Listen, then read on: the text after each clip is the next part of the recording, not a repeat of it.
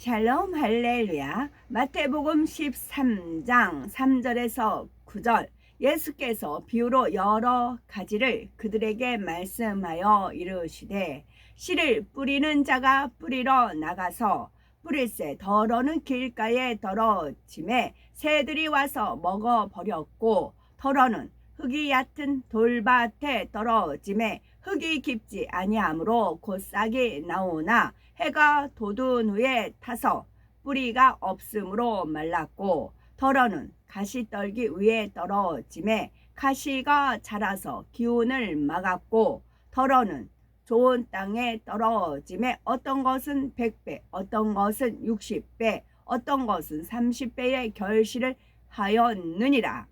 귀 있는 자는 들으라 하시니라. 아멘. 마음밭을 개간하자 여섯 번째, 옥토밭입니다. 길가밭, 돌밭, 가시떨기 밭과 대조해서 풍성한 열매를 맺는 옥토밭의 특징에 대해 살펴보겠습니다. 마음밭을 개간하는 과정에는 많은 수고가 따르지만 옥토밭으로 개간하며 경작하는 기쁨을 맛볼 수가 있습니다. 심고 거두는 기쁨이 늘 넘치지요. 우리 가운데 열매가 나지 않는 길가밭, 돌밭, 가시떨기 밭을 그대로 가지고 있으면서 고생만 하는 분이 계십니까? 조금만 더 힘을 내어 마음밭을 온전한 옥토밭으로 일구시기 바랍니다. 옥토밭의 마음은 말씀을 듣고 그대로 순종하는 마음입니다. 이사야서 1장 19절에 너희가 즐겨 순종하며 땅의 아름다운 소산을 먹을 것이요 말씀합니다. 우리의 마음밭을 옥토밭으로 일구어 영육간의 아름다운 소산을 거두시기 바랍니다. 그렇다면 옥토밭은 어떤 밭일까요? 마태복음 13장 8절에 씨를 뿌리는 자가 씨를 뿌리러 덜어는 좋은 땅에 떨어짐에 혹 100배, 혹 60배, 혹 30배의 결실을 하였느니라 말씀합니다. 좋은 땅, 그 옥토밭은 씨를 심으면 풍성한 열매를 내는 밭입니다. 즉 하나님의 말씀을 들으면 그대로 행해서 많은 열매를 내는 마음이지요. 옥토밭에는 식물이 자라지 못하도록 방해하는 요소가 없기 때문에 흙 자체에 담긴 생명력이 그대로 나타납니다. 씨앗 하나가 많게는 100배 또는 60배, 적어도 30배 이상의 열매를 내지요. 길가밭, 돌밭, 가시떨기밭과 대조해서 옥토밭의 특징에 대해서 살펴보겠습니다. 우리는 나의 마음밭을 열심히 개간해 오셨을 것입니다.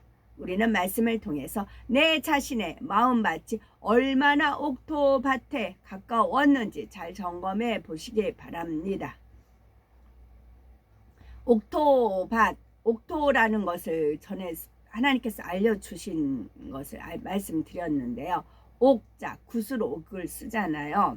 그러면 구슬옥이 임금왕, 그러니까 우리가 흙으로 되어 있어요. 흙토에다가 머리 하나가 있어요. 우리의 머리는 예수 그리스도예요. 우리의 머리는 예수 그리스도, 우리의 예수님만이 왕이십니다. 예수님만이 왕이십니다. 고백하는 그 마음에 생명점 하나, 생명이 주어졌을 때가 옥토밭이에요. 그래서 생명이 주어졌기 때문에 아까 여기서도 그대로 나오더라고요. 옥토밭에는 식물이 자라지 못하도록 방해하는 요소가 없기 때문에 흙 자체가 담긴 생명력이 그대로 나타납니다. 이것이 옥토밭이에요. 그러면 옥토밭이 되려면 어떻게 해요? 내가 주인인 것을 다 버려야 되는 겁니다. 오로지 예수 그리스도만이 주인이십니다. 왕이십니다. 거기에 생명이 주어졌어요. 그게 옥토밭이다 라고 하나님께서 저에게 기도 중에 알려주셨습니다. 옥토밭의 특징 첫째, 옥토밭은 길가밭처럼 단단하지 않고 부드럽습니다. 길가밭의 마음에는 살아오면서 오랫동안 단단하게 다져온 자기의와 자기 틀이 가득합니다. 길가밭은요. 그래서 마음에 하나님의 말씀을 받아들이지 못합니다. 말씀을 의심하고 판단하기도 하지요. 옥토밭은 이런 길가밭과 달리 부드럽습니다. 옥토밭에 씨를 뿌리면 흙이 곱고 부드러워서 씨가 흙 속에 자리를 잘 잡습니다. 또 흙 속에 공기와 수분을 머금고 있기 때문에 싹도 잘 트지요. 이처럼 옥토밭의 마음은 하나님의 모든 말씀을 잘 받아들입니다. 말씀이 자신의 생각에 맞으면 믿고 맞지 않으면 안 믿고 이런 것이 없습니다. 대부분이 이렇게 했어요. 제가 찬양하는 팀이라든가 많은 분하고 입을 맞추면서 찬양도 하고 직접 가서 부딪히고 귀에도 주고 하고 그렇게 했어요. 그러나 대부분이 말씀이 자신의 생각과 맞으면 믿고 맞지 않으면 배척합니다. 새 곧 사단이 말씀을 빼앗아 갈 틈이 없지요. 우리는 말씀을 어떻게 듣고 계십니까? 우리 대부분은 스폰지가 물을 흡수하듯 말씀을 쏙쏙 빨아들이실 겁니다. 물론 말씀의 내용이 깊어서 이해하는 데 시간이 걸릴 수도 있습니다. 그러나 말씀을 판단하거나 믿지 못하거나 하는 경우는 없겠지요. 영의 세계를 사모하기 때문에 새로운 말씀, 영적으로 깊은 말씀을 들으며 더 기뻐하실 것입니다. 시편 119편 103절에 주의 말씀의 맛이 내게 어찌 그리 단지요. 내 입에 꿀보다 더하니다 하신 대로 옥토밭에 마음을 가진 사람은 하나님의 말씀을 들을 때마다 이처럼 고백합니다. 돌밭에 마음을 가진 사람도 말씀을 기쁨으로 받습니다. 비록 육적인 믿음이긴 하지만 말씀을 믿지요. 그러나 행치는 않습니다. 옥토밭은 이런 돌밭과 달리 말씀을 믿을 뿐만 아니라 말씀을 행합니다. 둘째, 옥토밭의 마음에는 돌이 없습니다. 옥토밭의 마음에는 돌이 없어서 말씀의 뿌리가 쭉쭉 뻗어 나갑니다. 즉 들은 말씀을 실행함에 있어서 거칠 것이 없습니다. 세상을 사랑하는 마음이 없기에 순종할까 순종하지 아니할까 라는 망설임도 자신과의 싸움도 없습니다. 비진리가 없어서 말씀을 행하는 것이 어렵지 않지요. 오직 아멘 예 하고 순종합니다. 설령 어떤 시험이 온다고 해도 육적으로 벼랑 끝에 서 있는 듯한 절박한 상황에 처한다 해도 변함이 없습니다. 말씀에 순종하는 것 자체가 행복하기 때문이지요. 고린도후서 1장 19절에 하나님의 아들 예수 그리스도는 예 하고 아니라 함이 되지 아니하였으니 저에게는 예만 되었느니라 하신 대로 주님의 마음이 전형적인 옥토밭입니다. 예수님은 하나님의 아들이시니 당연히 순종을 잘하지 않겠습니까? 라고 할 수 있겠지만 예수님의 삶은 순종하기 어려운 상황의 연속이었지요. 이 땅에 오실 때의 상황부터가 그리하였습니다. 예수님은 근본 하나님의 본체로서 피조물처럼 육을 입고 이 세상에 태어나셔야 했습니다. 사역하시는 동안에도 하나님의 아들이라고 해서 어떤 특혜가 주어진 것이 결코 아닙니다. 오히려 아주 엄격한 공의가 적용되었지요. 원수마귀 사단은 끊임없이 악한 자들을 사주해서 주 예수님을 죽일 명분을 찾았습니다. 예수님께서 진리를 전하시자 세상 권세자들은 예수님을 핍박했습니다. 예수님은 영혼들을 섬기며 말씀대로만 사셨지요. 예수님에 대한 악한 생각을 품는 자들까지도 긍휼히 여기시고 진리로 깨우쳐 주셨지요. 생명의 위협 앞에서도 전혀 흔들리지 않으시고 죽기까지 하나님의 뜻에 순종하셨습니다. 자신을 십자가에 못 박는 죄인들을 위해 화목제물로 자신을 드리셨습니다. 이처럼 어떤 시험, 환난, 핍박이 와도 하나님 말씀에 순종하는 마음이 옥토밭의 마음입니다. 아직 믿음이 연약한 분들은 하나님의 뜻대로만 사는 것이 어려워 보일 수도 있겠지요.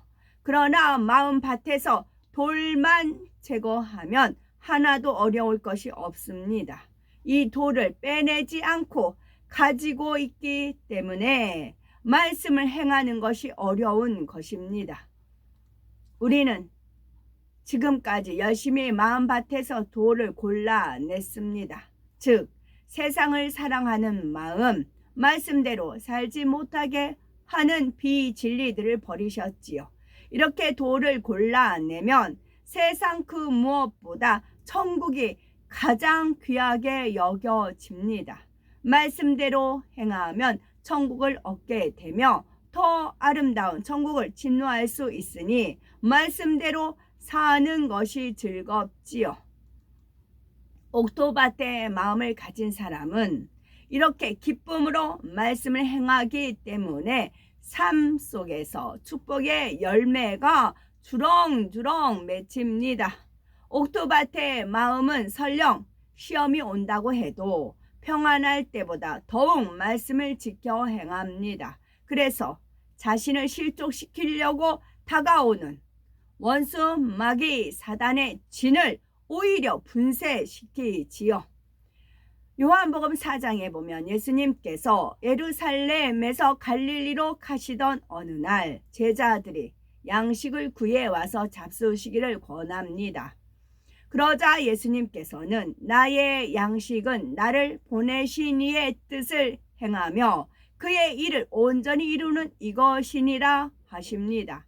예수님은 때때로 육의 양식을 드시지 못했습니다. 그럴지라도 하나님의 뜻을 행하시고 하나님의 일을 이루는 것만으로도 배부르고 충만하셨습니다. 이처럼 상황과 처지에 상관없이 말씀을 행하는 것만으로도 행복하고 기쁜 우리가 되시기 바라며 또한 말씀에 순종할 때 주시는 풍성한 열매로 인하여 기쁨이 넘쳐야 되겠습니다. 셋째, 옥토밭에는 가시떨기가 없습니다.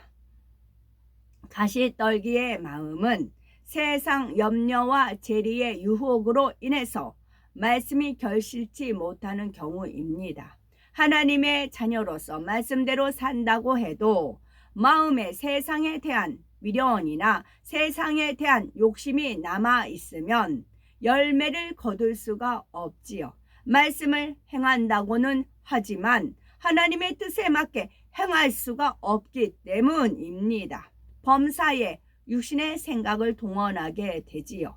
예를 들어 마음에 욕심이 있으면 하나님께 기도해서 응답을 받아야 하는데 자기 생각과 방법을 앞세워 행동합니다. 세상 재리의 유혹이 오면 말씀을 자기에게 유리하게 변질시켜서 행하기도 합니다. 명예에 대한 욕심이 있어서 하나님을 위해 일한다고 하면서 자기 영광을 위해 일하는 경우도 있고요. 그러니 겉보기에는 말씀대로 사는 것 같아도 정작 영육 간에 열매가 없습니다. 옥토밭의 마음을 가진 사람은 하나님의 말씀을 들으면 말씀 그대로 순종합니다. 어떤 육신의 생각도 동원하지 않지요. 육신의 생각의 근원인 육의 마음을 뿌리채 뽑아버렸기 때문에 육신의 생각이 떠오르지도 않습니다. 말씀대로 행함으로 무엇을 심든지 반드시 열매가 나지요. 사명을 맡으면 어떤 일을 하든지 아름답게 이루어 하나님께 영광 돌립니다. 영혼을 갈무리하는 사명자라면 전도, 신방의 열매를 맺어 많은 영혼을 구원합니다. 몸 바쳐 충성하면 하나님께서 건강을 주시고 귀한 물질을 드리면 30배, 60배, 100배로 갚아 주십니다. 물론 말씀 그대로 행한다는 것이 아무 생각 없이 맹목적으로 행한다는 의미는 아닙니다. 마태복음 13장 23절에 보면 좋은 땅에 뿌리웠다는 것은 말씀을 듣고 깨닫는 자니 결실하여 혹 100배, 혹 60배, 혹 30배가 되느니라 말씀하십니다. 이 말씀대로 옥토밭은 말씀을 들으면 그 말씀에 담긴 하나님의 마음을 깨닫습니다. 범사에 하나님의 뜻을 헤아려서 순종하지요. 마음에 육이 없기 때문에 하나님의 뜻을 바르게 분별할 수 있고 성령의 음성을 밝히 듣습니다. 또 먹든지 마시든지 무엇을 하든지 오직 하나님의 영광을 위하여 합니다. 그러기 때문에 심고 행하는 대로 풍성한 열매가 맺히지요. 아브라함은 하나님께서 본토 친척 아비 집을 떠나 내가 지시하는 땅으로 가라라고 명하셨을 때 순종하였지요. 아브라함이 옥토밭으로 나왔기 때문에 하나님께 온전히 순종할 수가 있었고 그를 중심으로 하나님의 선민이 형성이 되었습니다. 아브라함 개인적으로는 천국에서 해같이 빛나는 참 자녀가 되었고 땅에 거하는 동안에도 넘치는 복을 받았지요. 하나님께서는 아브라함을 부르셨듯이 이 중요한 시대에 우리를 부르고 계십니다. 그리고 아브라함처럼 옥토밭으로 나와 많은 열매 맺기를 고대하시지요. 그렇다면 우리는 어디쯤 와 계신가요? 본토 친척 아비 집을 분명히 떠나셨는지요? 말씀에 오직 아멘 예만 하시는지요? 아니면 아무도 아직도 갈 길이 멀게 느껴지시는지요? 설령 그렇다고 해도 우리 마음먹기에 따라 그 여정이 단축될 수가 있습니다. 이제는 진정 결단하여 아버지 하나님께 30배, 60배, 100배의 탐스런 열매를 안겨드리는 복된 우리가 되어야 되겠습니다. 아멘.